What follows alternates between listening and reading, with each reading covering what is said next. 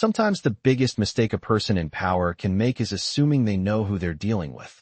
The morning air over downtown Atlanta was cool and quiet, the kind of early weekday calm when the streets slowly wake up and the sun reflects off glass buildings like 1,000 tiny mirrors. Cars moved steadily through the intersection of Peachtree Street and a narrow side road, where commuters lined up at the traffic light, coffee cups and cup holders and morning radio filling the silence of their drives. Alicia Brooks sat behind the wheel of a dark gray sedan, hands resting lightly at 10 and 2, the dashboard clock reading 8:17 a.m. She had driven this route dozens of times, the same turn, the same light, the same stretch of pavement leading toward the federal office buildings several blocks away. Nothing about the moment suggested it would become the kind of story people across the city would soon be talking about. Then the flash of red and blue lights cut through her rearview mirror. At first Alicia thought the police cruiser was heading somewhere else.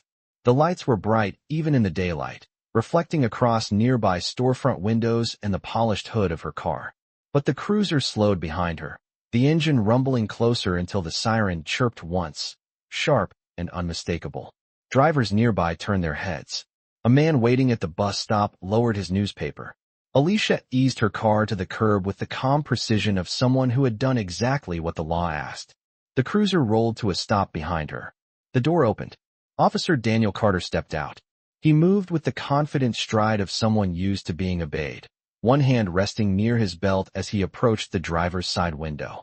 His sunglasses reflected the morning light so brightly it was hard to see his eyes. Inside the car, Alicia lowered the window slowly.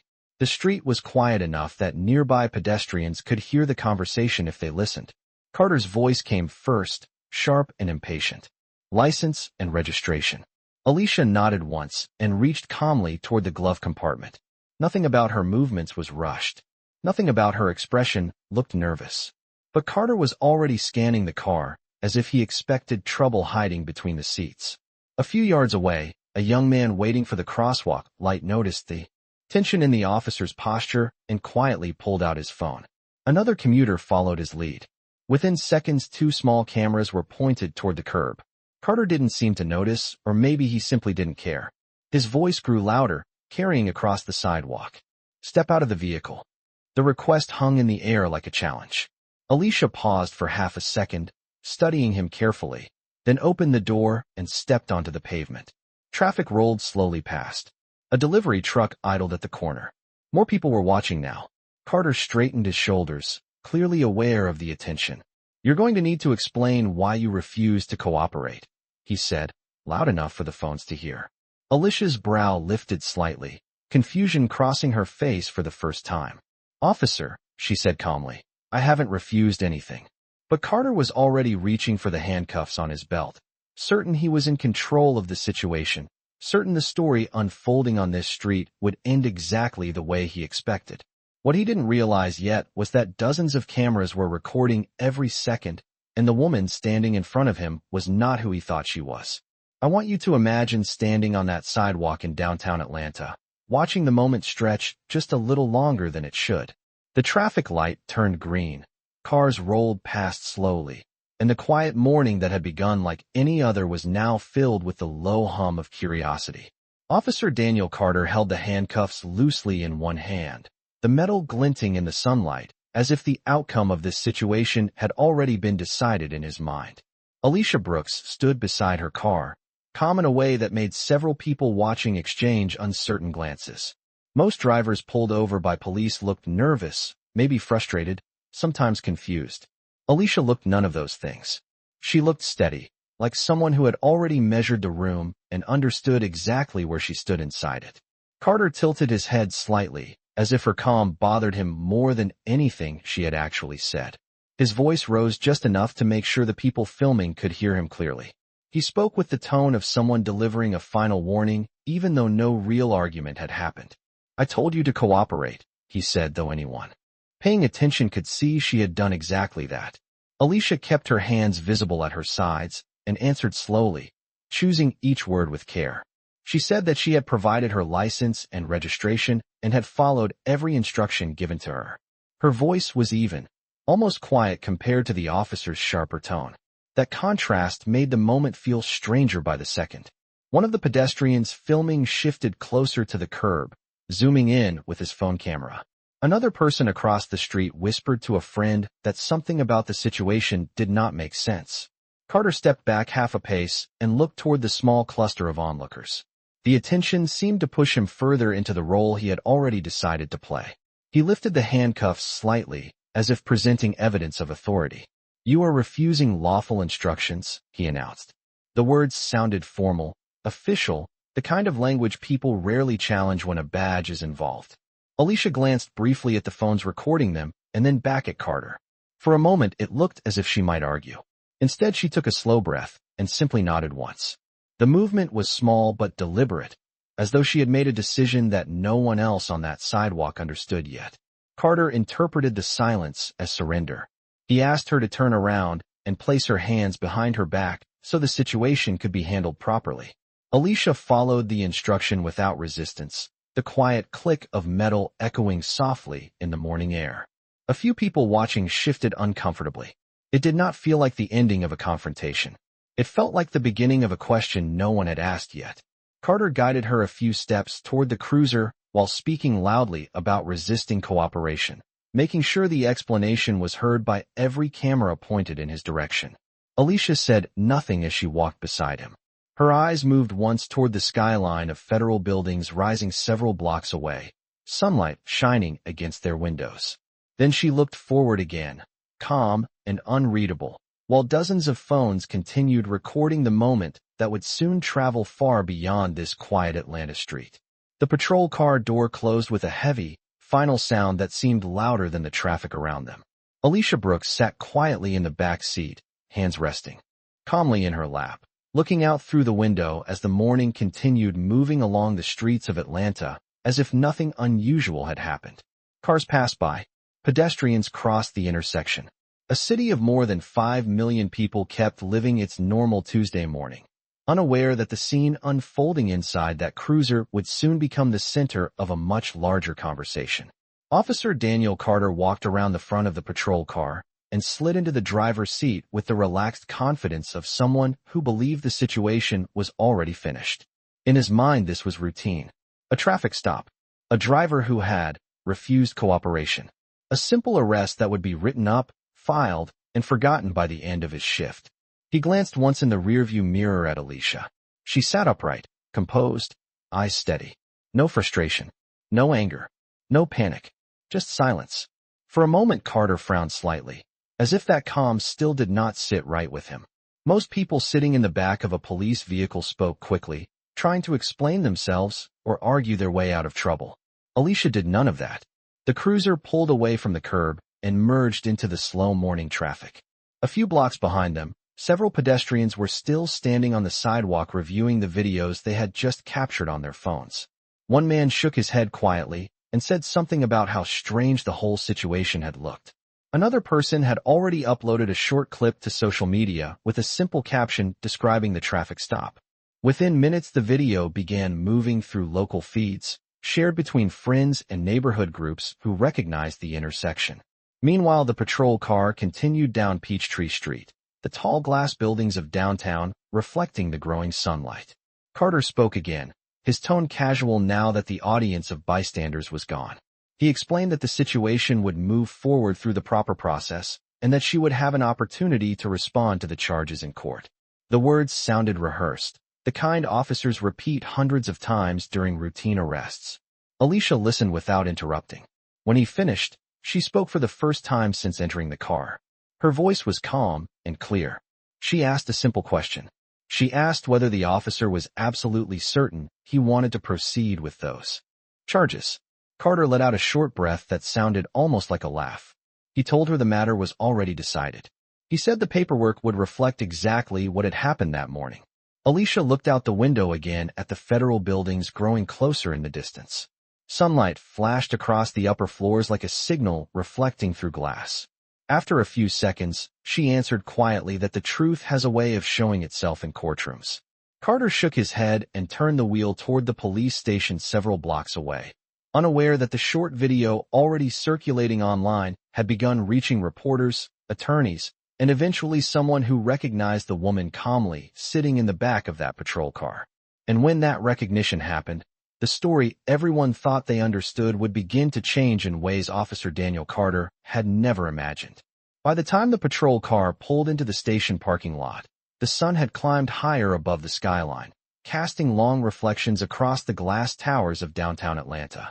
Inside the cruiser, Alicia Brooks remained exactly as she had been the entire ride, composed and silent, watching the city pass by through the window, as if the moment unfolding around her was only a small piece of a much larger picture.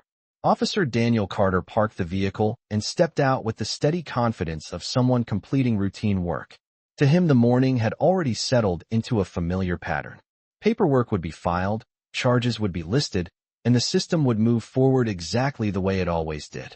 He opened the rear door and gestured for Alicia to step out. She did so calmly, standing upright beside the cruiser while the sounds of the city drifted through the air from nearby streets. A few officers near the station entrance glanced over, curious about the new arrival, but not particularly concerned. Traffic stops turned into arrests every day. Nothing about this one looked different from the outside. Carter guided Alicia inside the building where the fluorescent lights hummed quietly above the front desk. The air carried the faint scent of coffee and printer ink, the ordinary atmosphere of a police station at mid-morning. Behind the counter, a clerk looked up and began entering information into the system, while Carter explained the charges in a practiced voice that sounded almost mechanical. Alicia listened without interrupting, her expression thoughtful rather than defensive. When the clerk finished typing, she briefly studied Alicia with a puzzled look that lasted less than a second before returning to the screen. It was the kind of small moment most people would overlook, but it suggested something about Alicia did not quite match the assumptions filling the room.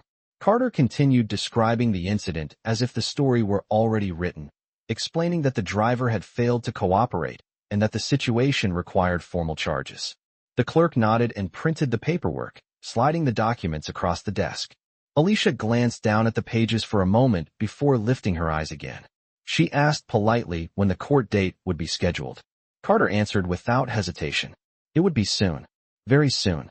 The judge would review everything and decide how to proceed. Alicia gave a small nod as though that answer confirmed something she had already expected. Several officers passing through the hallway looked in her direction again, sensing the unusual calm that followed her through the room like quiet gravity. Meanwhile, miles away across the city, the short video filmed on the sidewalk earlier that morning continued spreading across phones and computer screens. Comments appeared beneath the clip as people debated what they thought had happened. Some defended the officer. Others questioned the situation. Among the viewers was a man sitting inside a federal office building who leaned closer to his screen the moment he recognized the woman standing beside that patrol car. He replayed the clip twice, then reached for his phone with a sudden seriousness that had nothing to do with internet arguments.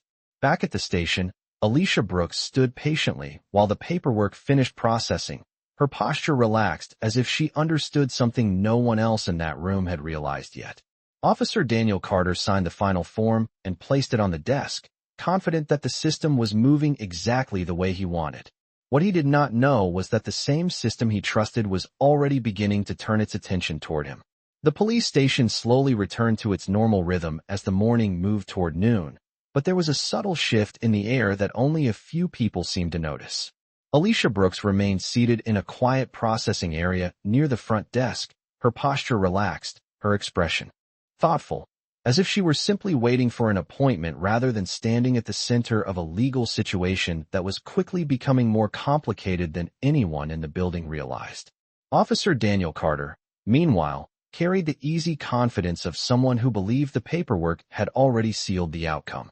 He moved through the station hallway exchanging casual greetings with other officers, explaining in short sentences that the arrest had come from a traffic stop where the driver had refused to cooperate. To him it sounded simple, predictable, and entirely justified. Several officers nodded without asking many questions. After all, situations like that happened every day.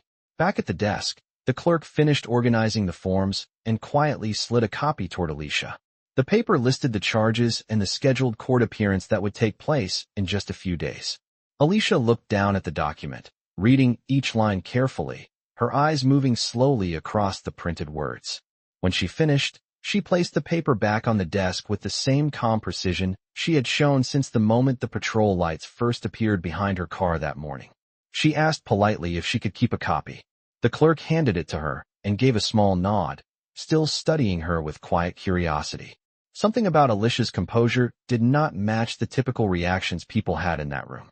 Most individuals argued, protested, or tried to explain themselves. Alicia did none of those things. Instead, she looked around the station as though memorizing details most people would ignore. The ticking clock on the wall, the low murmur of a police radio somewhere in the back office, the steady rhythm of keyboards tapping at the front desk.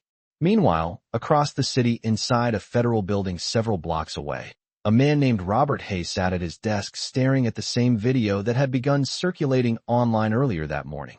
Hayes was a senior federal investigator who had spent years reviewing situations that others dismissed as routine. When he watched the short clip again, his expression changed from curiosity to recognition. He leaned forward and paused the video at the exact moment the camera captured Alicia standing beside the patrol car on the Atlanta sidewalk. Hayes knew that face. He knew it well enough to understand that the story being shared across social media was missing something important. Without wasting another second, he reached for the phone on his desk and dialed a number from memory. His voice was calm but firm as he asked a simple question about a traffic stop involving Alicia Brooks. Back at the police station, Officer Carter returned to the front desk with a cup of coffee, speaking casually with a colleague about the paperwork he had just completed. Alicia glanced briefly toward the entrance, as if sensing something approaching that the others had not yet realized. Outside the building, the bright Georgia sun reflected off the windows of a dark government vehicle, turning slowly into the parking lot, carrying people who understood exactly who Alicia Brooks was and why the quiet morning arrest was about to become a much larger story than anyone inside that station expected. The police station lobby remained quiet except for the steady hum of fluorescent lights and the occasional crackle of a radio somewhere deeper in the building. Alicia Brooks sat calmly in the same chair near the processing desk, the copy of her paperwork resting neatly in her hands as if she were reviewing ordinary documents before a meeting.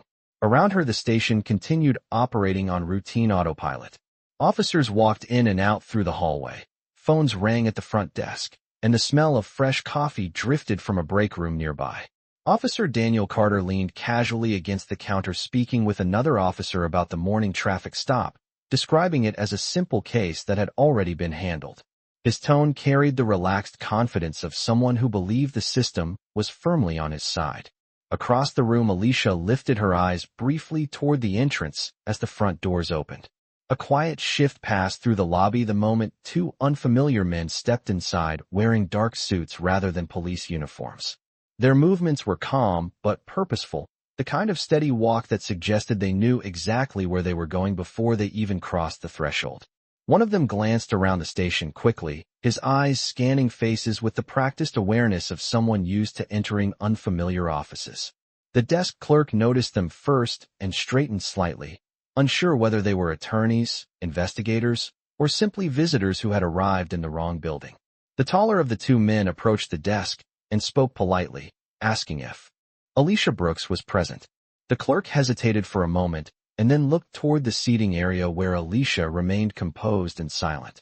Officer Carter turned his head at the sound of Alicia's name being spoken and studied the two men with mild curiosity. Something about their presence felt out of place inside the station's routine atmosphere. The taller man nodded in Alicia's direction and walked across the room with his colleague close behind. Alicia stood slowly to greet them, the calm expression on her face unchanged, as if she had been expecting this exact moment since the beginning of the morning. The man extended his hand briefly and spoke in a low professional tone that only a few nearby people could hear.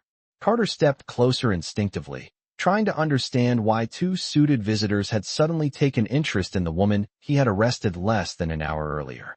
The second man reached inside his jacket and placed a small leather case on the counter near the clerk. When it opened, the gold badge inside reflected the overhead lights with unmistakable clarity. The letters were simple but powerful enough to change the atmosphere of the entire room in a single second. Federal Bureau of Investigation. Conversations in the lobby slowed as several officers glanced toward the counter. Carter's confident posture stiffened slightly, while the taller man introduced himself as Special Agent Robert Hayes. His voice remained calm as he explained that Alicia Brooks was part of an ongoing federal matter that required immediate clarification.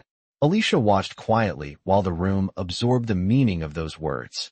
Outside the station windows, the bright Atlanta sunlight continued to pour across the parking lot.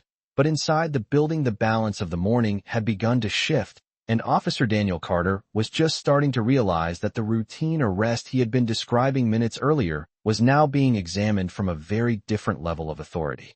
For a moment, the entire lobby seemed to hold its breath. The quiet hum of fluorescent lights was suddenly louder than the conversations that had filled the room only seconds earlier. Special Agent Robert Hayes stood calmly at the front desk, while the small leather badge case remained open under the overhead lights, the gold emblem reflecting across the polished counter. The words Federal Bureau of Investigation carried a weight that everyone in the station understood.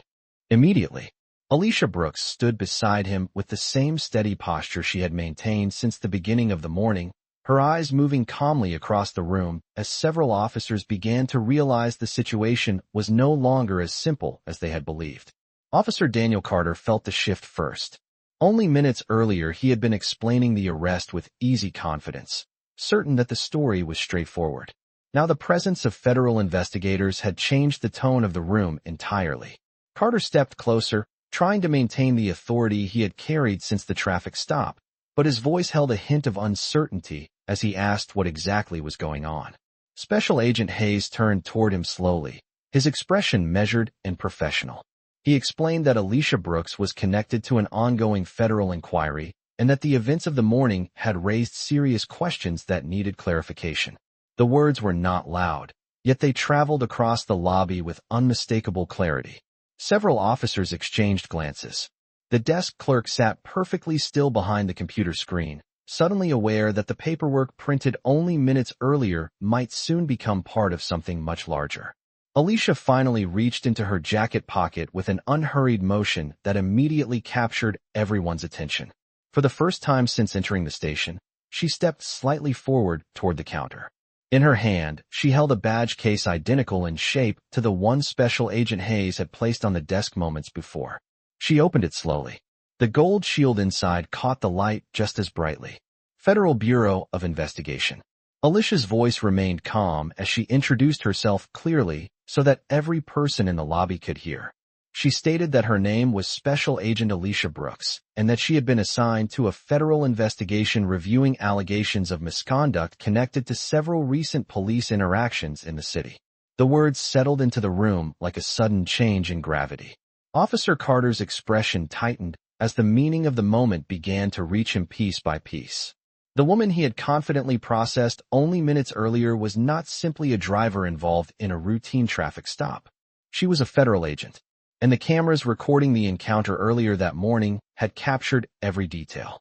Special Agent Hayes closed the badge case gently and looked toward Carter. With calm professionalism, he explained that the situation would now require a careful review of the officer's report, the station's records, and the video that had already begun circulating online. Alicia said nothing more.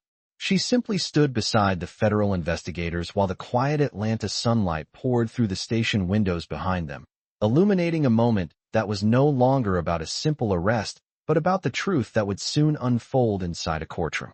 The lobby remained frozen in a silence that felt heavier than any raised voice. The moment Alicia Brooks revealed the badge, the entire room shifted in a way that no one could ignore.